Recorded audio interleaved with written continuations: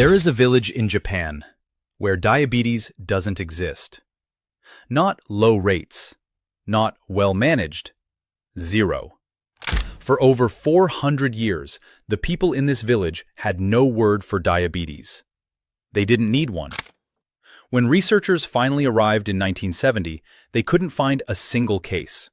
Not one. In a population where nearly every adult lived past 80 and many past 100, their fasting blood sugar levels looked like those of healthy teenagers. And here's what really got my attention. It wasn't genetics. It wasn't some miracle herb. It wasn't even exercise. It was one single meal pattern. A way of eating so simple, so unremarkable on the surface, that when Western researchers first documented it, they almost overlooked it entirely. Almost. But when you understand what this pattern does inside your cells, specifically to a protein switch called AMPK and a growth pathway called mTOR, you'll understand why the American Diabetes Association has never commissioned a single clinical trial on it. And that's what we're going to uncover tonight. If you believe that you deserve access to real health information, not just what pharmaceutical companies decide is profitable enough to study, I want you to do something for me right now. Subscribe to this channel. Not for me, for you. Because we're building something here. A place where seniors get the truth. And while you're at it, drop a comment. Just 3 words. Type, "I deserve answers." That's it. Let me see how many of us are out there. Now, let me take you to this village. The village is called Ogimi. It sits on the northwestern coast of Okinawa, the southernmost island chain in Japan. Population, just over 3,000 people. You could drive through it in about 4 minutes. There's no hospital, no urgent care clinic. There's a small general store that sells seaweed and vegetables they call longevity food. And it has more centenarians, per capita, than anywhere else on the planet. 15 people over 100 years old, 171 in their 90s, in a village of 3,000. Think about that for a second. But here's the part that changes everything. In 1970, a researcher named Makoto Suzuki traveled from Tokyo to Okinawa to begin what would become the longest-running centenarian study in history, the Okinawa Centenarian Study.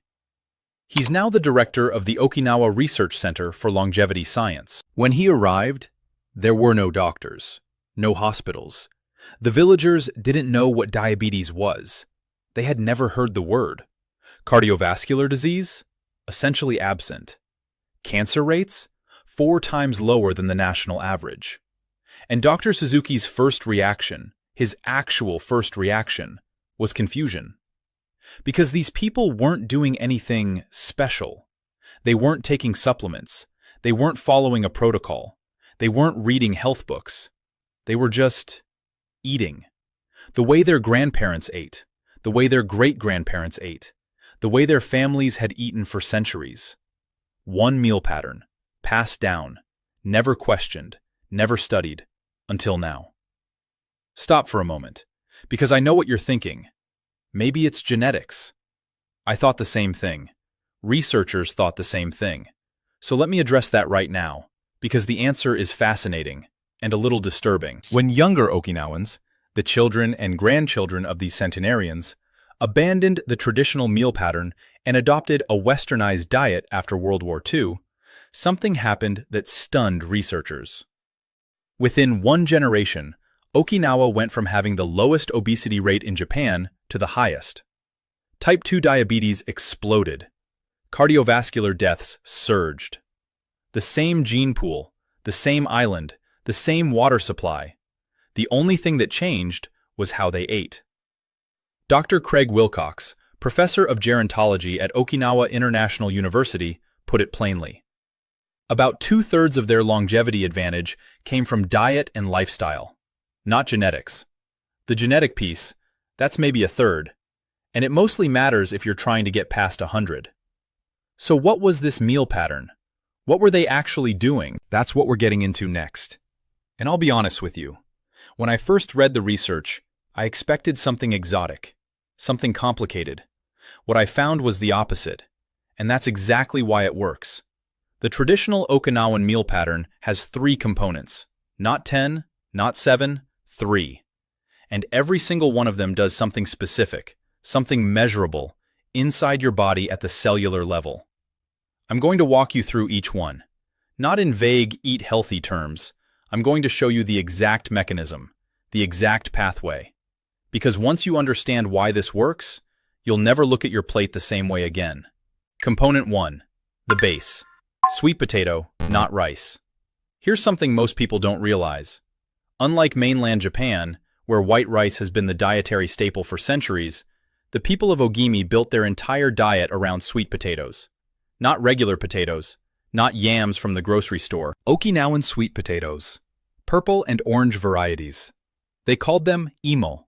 And for most of their history, sweet potatoes made up 60 to 70% of their total calorie intake. 60 to 70% from one food.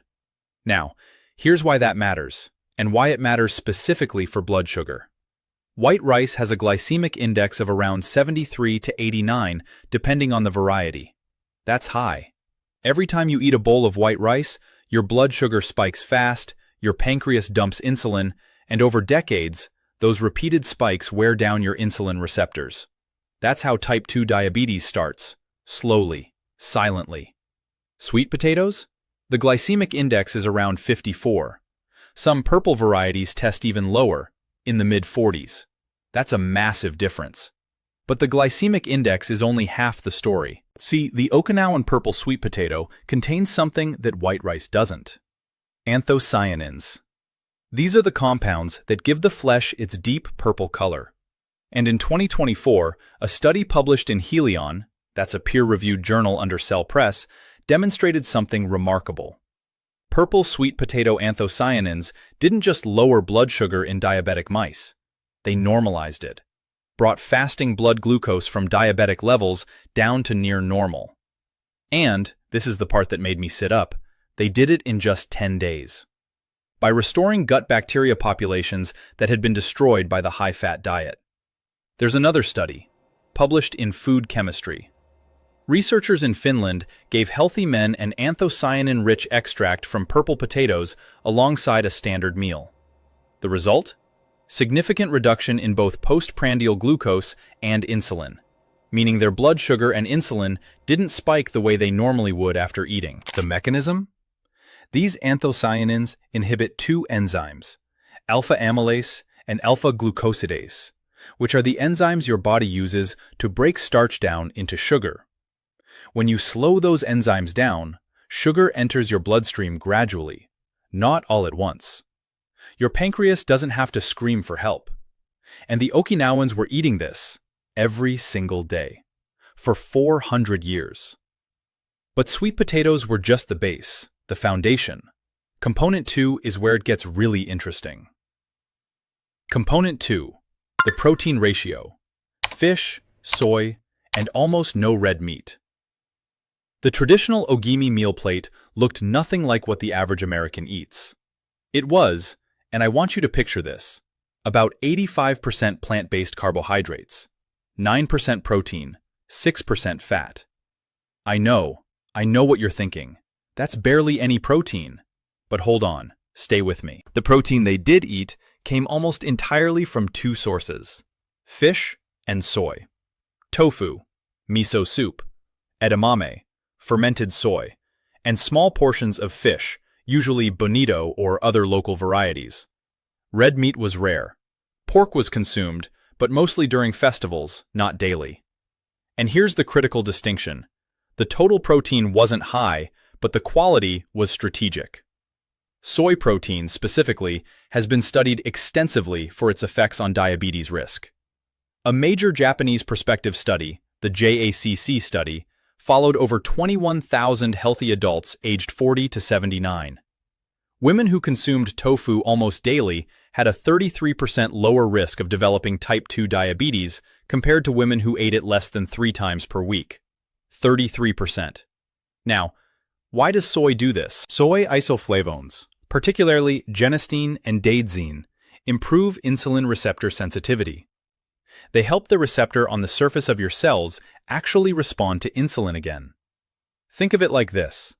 If your insulin receptor is a lock, and insulin is the key, what diabetes does is gum up the lock. Soy isoflavones? They clean the lock. But there's something deeper happening here. Something that connects component 1 and component 2 at a molecular level. And it has everything to do with something called mTOR. I'll explain that in a moment. First, component 3. Component 3. Hara Hachi Bu, the 8/10ths rule. This is the piece that ties everything together. The Okinawans have a saying. It's a 2,500-year-old Confucian teaching. Before every meal, they remind themselves, Hara Hachi Bu. It means, eat until you are 80% full, not stuffed, not satisfied. 80%. You push back from the table while you could still eat more. Every meal, every day, for your entire life. Now, this sounds simple, almost too simple, the kind of thing you'd read in a wellness magazine and forget about. But when researchers at the Okinawa Research Center for Longevity Science actually quantified what this practice does, the findings were staggering. They estimated that traditional Okinawans consumed 10 to 15% fewer calories than what standard nutritional guidelines recommend. Not dramatically less, not starvation, just a consistent, moderate caloric gap, every single day, for decades. And that gap, that 10 to 15%, activates something inside your cells that most doctors will never explain to you. All right, this is the part of the video where I need you to really pay attention. Because what I'm about to explain, this is the mechanism. This is why it works. And once you understand this, you'll understand why the American Diabetes Association has spent billions studying drugs and $0 studying this meal pattern. Inside every cell in your body, there's a molecular switch. It's called AMPK, adenosine monophosphate activated protein kinase. Complicated name, simple concept. Think of AMPK as your cell's fuel gauge. When your cells have plenty of energy, when you just ate a big meal, when glucose is flooding in, AMPK is quiet. It sits back. It lets another system take over. That system is called mTOR, mechanistic target of rapamycin. And mTOR's job is growth, cell growth, fat storage, protein synthesis, building. Now, mTOR isn't bad. You need it. But here's the problem. In the average American senior, eating 3 full meals a day, plus snacks, plus dessert, mTOR is active almost constantly, all day long. Your cells are always in build and store mode. And when mTOR is chronically overactive, it does 3 things that directly cause type 2 diabetes. 1. It reduces insulin receptor sensitivity. Your cells stop responding to insulin as effectively. 2. It promotes fat storage, particularly visceral fat, the fat around your organs that drives inflammation. 3. It suppresses autophagy, which is your body's cellular cleanup system, the process that removes damaged proteins and dysfunctional cell parts. When autophagy shuts down, damaged cells accumulate, inflammation rises, and your metabolic system starts to break. This is published science. A study in the journal Diabetes demonstrated that AMPK activation is the critical mediator of how caloric restriction improves insulin sensitivity in skeletal muscle. When the researchers knocked out the AMPK gene in mice, caloric restriction stopped working. Completely. The blood sugar benefits disappeared. That's how important this switch is. Now, here's what happens in the Okinawan meal pattern. When you eat until 80% full, consistently, day after day, your cells experience a mild energy deficit. Not starvation, not deprivation, a gap. And that gap triggers AMPK activation. And when AMPK turns on, it does the opposite of everything mTOR does. AMPK improves insulin receptor sensitivity. It promotes fat oxidation, burning fat for fuel instead of storing it. It activates autophagy, cleaning out the cellular garbage. It suppresses chronic inflammation. And it activates something called FOXO3, the longevity gene, which Okinawan centenarians carry at significantly higher rates than the general population. Dr. Craig Wilcox confirmed this directly. He said that many of the traditional Okinawan foods turn on FOXO3, which slows telomere shortening and reduces inflammation. So let me put this together for you. Sweet potatoes with a low glycemic index prevent the blood sugar spikes that chronically activate mTOR. Soy-based proteins with isoflavones directly improve insulin receptor sensitivity. And hara hachi bu, eating to 80%, creates the mild caloric gap that activates AMPK and suppresses mTOR. All three components, working together, every meal, every day, for 400 years. No pills, no injections, no prescriptions, no copays. And that brings us to the question I promised I would answer. Here's where I need to be careful with my words, because I'm not going to make accusations I can't support. But I am going to show you facts, and I'm going to let you draw your own conclusions.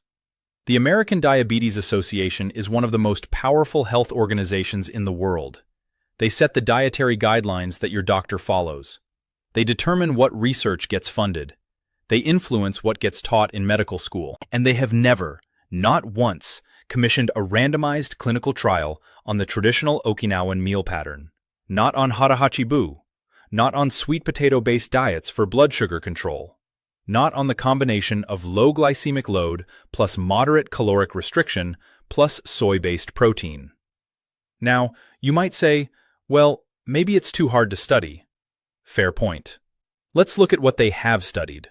The ADA has funded trials on metformin, on GLP-1 receptor agonists, on SGLT2 inhibitors, on continuous glucose monitors, on bariatric surgery, on pharmaceutical interventions that cost, on average, between $300 and $1,200 per month per patient.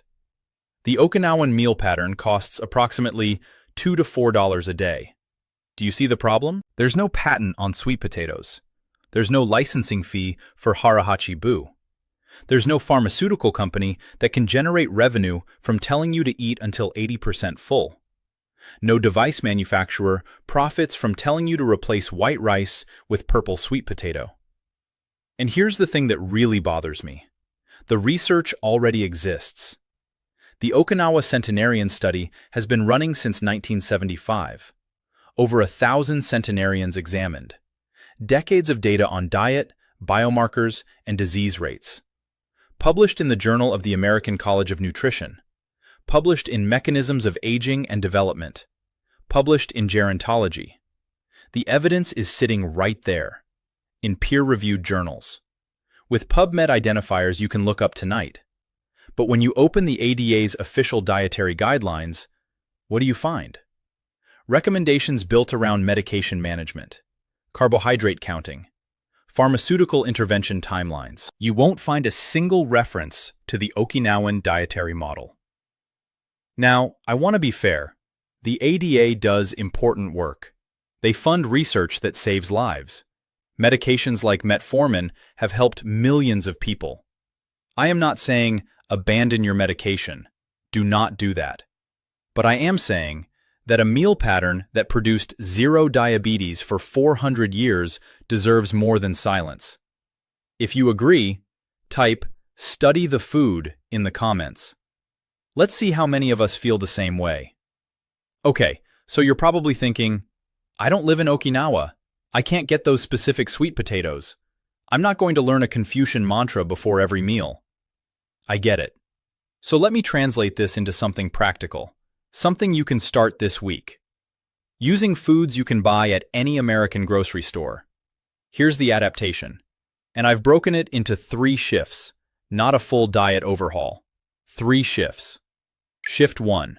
Replace 1 starch per day with sweet potato. You don't have to replace everything. Start with 1 meal. If you're eating white rice at dinner, swap it for a baked or steamed sweet potato. Orange or purple. Purple is better if you can find it, but orange works. Key detail, and this matters a lot. How you cook it changes the glycemic impact. Boiled or steamed sweet potatoes have a significantly lower glycemic response than baked or fried. Baking breaks down more starch into simple sugars. And here's a trick the research supports. Cook your sweet potatoes, then refrigerate them overnight before eating. When starch cools, it forms something called resistant starch. Resistant starch passes through your small intestine without being digested. It feeds your beneficial gut bacteria instead of spiking your blood sugar. Same food, same calories, different metabolic effect, just because you let it cool down. One sweet potato, one meal, every day. That's shift 1. Shift 2. Add a daily soy source. This one's easy. You're not replacing anything. You're adding. 1 serving of tofu, or a cup of miso soup, or half a cup of edamame. Pick whichever one you actually enjoy. The JACC study found the diabetes protection was strongest with daily tofu consumption. But any fermented or whole soy source provides the isoflavones that improve insulin receptor function. Important note, I said soy, not soy protein isolate, not soy supplements, not processed soy burgers with 14 ingredients. Whole soy foods, the way the Okinawans ate them. Simple, minimally processed. If you're on thyroid medication, talk to your doctor first. Soy can interact with thyroid hormone absorption if eaten at the same time as your medication. But the fix is simple. Just separate them by a few hours. That's shift 2. Shift 3. Practice the 80% rule. This is the hardest one. Not because it's complicated, because it requires you to fight a habit you've had your entire life. Most Americans eat until they feel full. That's 100%. Sometimes 110. The Okinawan practice is to stop at 80%, consistently. Here's how to actually do this. First, eat slower. Put your fork down between bites. It takes roughly 20 minutes for your brain to register satiety from your stomach. If you finish a meal in 8 minutes, you've already overeaten before your brain catches up. Second, use a smaller plate. Sounds trivial. It's not. Research consistently shows that plate size affects portion size, which affects calorie intake without the person consciously noticing. Third, after you've eaten what feels like enough, wait 10 minutes before getting more. Just 10 minutes. If you're still hungry after 10 minutes, eat a small amount more. Most of the time, you won't be. You're not starving yourself.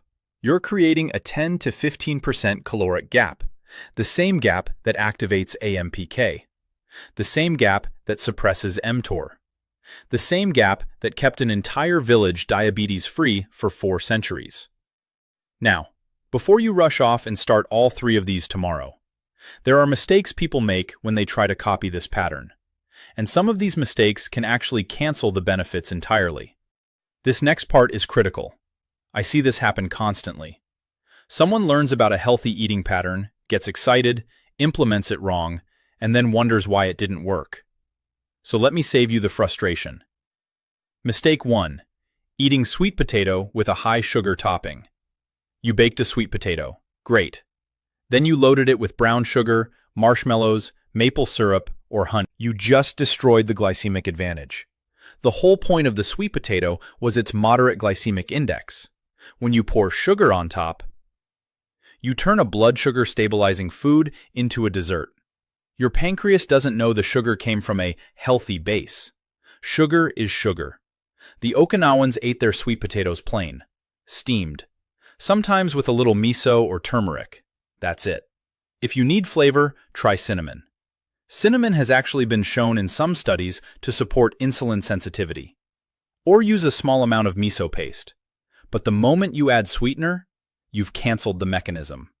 Mistake 2. Practicing the 80% rule at dinner, but snacking all day. Harahachi bu doesn't work if you eat to 80% at meals, and then graze on crackers, granola bars, and processed snacks between meals. The entire point of the caloric gap is that your cells spend meaningful time in that low-energy state where AMPK activates. If you're constantly eating, even small amounts, mTOR stays active. AMPK never fully engages. The traditional Okinawans ate structured meals. They didn't snack. The concept of eating between meals barely existed in their culture. This isn't about willpower, it's about giving your cellular machinery time to switch modes. If you're hungry between meals, drink green tea. The Okinawans drank jasmine tea and green tea throughout the day. Green tea contains EGCG, epigallocatechin gallate, which actually supports AMPK activation and has its own modest blood sugar benefits. It bridges the gap without breaking the mechanism. Mistake 3. Combining soy with calcium supplements at the same time. This is a subtle one, but it matters. Soy isoflavones, the compounds responsible for improving insulin receptor sensitivity, can have their absorption reduced when taken with high doses of calcium. Some research suggests calcium competes with isoflavone absorption in the gut. If you take calcium supplements, don't take them at the same meal where you eat your soy. Separate them by at least 2 to 3 hours. This preserves the insulin-sensitizing benefit of the soy without sacrificing your bone health. The Okinawans got their calcium primarily from leafy greens, small fish eaten with bones, and seaweed, not from supplements. Their calcium intake was spread throughout the day in food form, not concentrated in a single pill. Mistake 4. Thinking this works overnight. The Okinawans didn't eat this way for 2 weeks and declare victory. This was a lifelong pattern. The benefits, the AMPK activation, the insulin receptor repair, the mTOR suppression, these are cumulative. They build over weeks, months, and years. If you try this for 5 days and check your fasting glucose and it hasn't budged, don't quit. You're asking your cells to reverse decades of metabolic damage. Give it time. 90 days minimum before you assess meaningful change in HbA1c. That's about the lifespan of a red blood cell, which is what the HbA1c test actually measures. Consistency beats intensity. Every time. Let me bring this full circle. There's a stone marker in the village of Ogimi. It's old, weathered, and carved into it, in Japanese, are words that roughly translate to this. At 80, you are merely a youth. At 90, if your ancestors invite you into heaven, ask them to wait until you are 100. Then you might consider it. That's not poetry. That's what they actually believe. Because in that village, living to 100 isn't remarkable. It's expected. And the foundation of that expectation is one meal pattern.